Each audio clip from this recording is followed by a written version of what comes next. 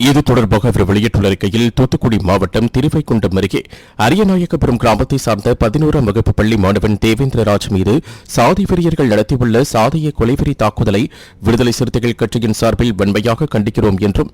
சில நாட்களுக்கு முன்னர் காட்டாரிமங்கலத்தில் அரியநாயக்கபுரம் அணிக்கும் கெட்டியம்மாள்புரம் அணிக்கும் நடைபெற்ற கபடி போட்டியில் அரியநாயக்கபுரம் அணி வெற்றி பெற்றுள்ளது என்றும், இந்த வெற்றியை அரியநாயக்கபுரம் அணியில் இடம்பெற்றிருந்த தேவேந்திரராஜ் உள்ளிட்ட அனைவரும் கூப்பையுடன் கொண்டாடியுள்ளனர் என்றும், இதனை பொறுத்துக் கொள்ள இயலாத காழ்ப்புணர்ச்சியால் தான் இத்தாக்குதலை நடத்தியுள்ளதாக தேவேந்திரராஜின் பெற்றோர்கள் கூறுகின்றனர் எனவும் குறிப்பிட்டுள்ளார்.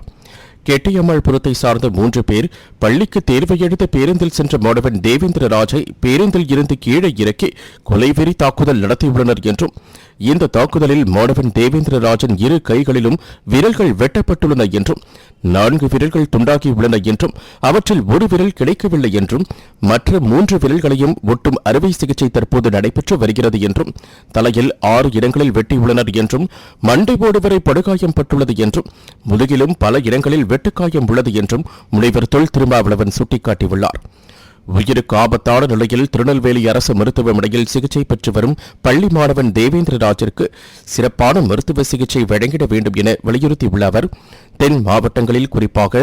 நெல்லை, தூத்துக்குடி மாவட்டங்களில் சாதிவெறி தாக்குதல்களும் படுகொலைகளும் தொடர்ந்து நடைபெற்று வருகின்றன எனவும், தமிழக அரசு உரிய நடவடிக்கைகளை எடுத்து இத்தகைய சாதி வெறியாட்டங்களை கட்டுப்படுத்த வேண்டும் எனவும், சாதிய வன்கொடுமைகளை தடுத்திடும் வகையில் தமிழக அரசு இதற்கென காவல்துறையில் தனியே ஒரு நுண்ணறிவு பிரிவை உருவாக்கிட வேண்டும் எனவும் முனைவர் தொல் திருமாவளவன் வலியுறுத்தியுள்ளார்.